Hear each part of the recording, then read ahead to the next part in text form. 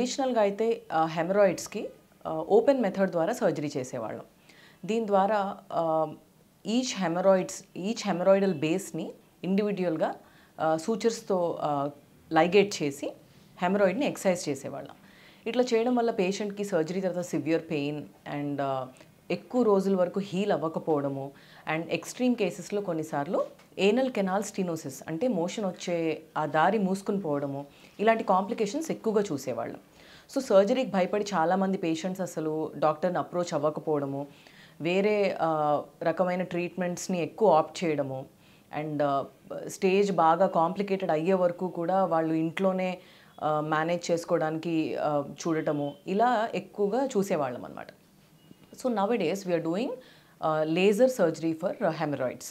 So దీనివల్ల ఏంటి అంటే ఎలాంటి స్టేజ్లో ఉన్న హెమరాయిడ్స్కైనా కూడా బయట నుంచి ఎలాంటి కుట్లు లేకుండా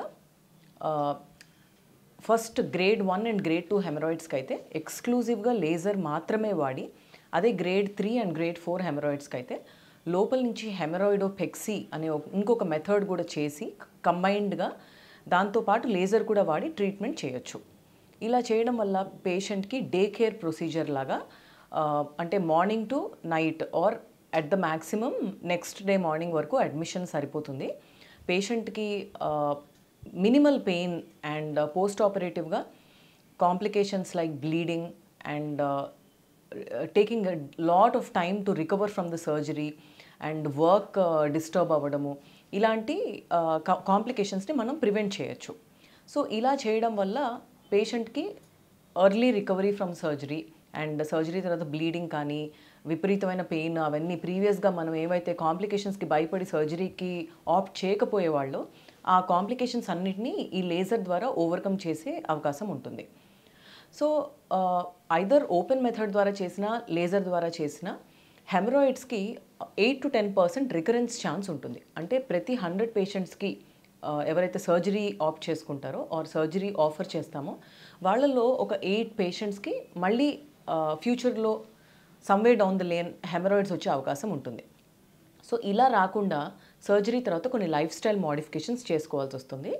సర్జరీ తర్వాత అది హీల్ అయ్యే వరకు కొన్ని ఆయింట్మెంట్స్ అప్లై చేసుకోవడము, సిట్స్ బాత్ చేయడము, స్టూల్ సాఫ్టనర్ సిరప్ కంటిన్యూ చేయడము ఇలా చేసిన తర్వాత లాంగ్ టర్మ్గా కూడా ఎక్కువ ఫైబర్ ఉన్న ఫుడ్ తీసుకోవడము, నాన్ వెజ్ అవాయిడ్ చేయడము, daily at least 3 liters of water or any other form of liquid consume చేయడము అండ్ కొంచెం యాక్టివ్ లైఫ్ స్టైల్ని అడ్వకేట్ చేసుకోవడము అంటే incorporating at least half an hour of exercise at least 5 times a week. ఇలా చేయడం వల్ల మళ్ళీ ఫ్యూచర్లో ఎప్పటికీ హెమరాయిడ్స్ రాకుండా వాళ్ళ వైపు నుంచి they can cooperate with the surgery. So surgery fail అవ్వడం అనేది ఉండదు. Sometimes the patient fails the surgery అంటే సర్జరీ చేసి పూర్తిగా హెమరాయిడ్స్ని బర్న్ చేసేసిన తర్వాత లేజర్తో ఒకవేళ ఫ్యూచర్లో పేషెంట్ లైఫ్ స్టైల్ మోడిఫికేషన్స్ చేసుకోకపోతే కనుక there is a slight chance of recurrence. కాబట్టి ఇలా లైఫ్ లాంగ్ కూడాను కొన్ని లైఫ్ మోడిఫికేషన్స్ చేసుకుంటే కనుక సక్సెస్ఫుల్గా from both doctors side and patient side రెండు వైపుల నుంచి ఉంటేనే మనకి సక్సెస్ఫుల్ ట్రీట్మెంట్ అనేది లాంగ్ టర్మ్లో పాసిబుల్ అవుతుంది. సో ఇలాంటి ప్రాబ్లంతో మీరు సఫర్ అవుతుంటే కనుక definitely approach us and ask for laser treatment. And ఏమైనా డౌట్స్ ఉంటే కామెంట్ సెక్షన్లో కామెంట్ చేయండి.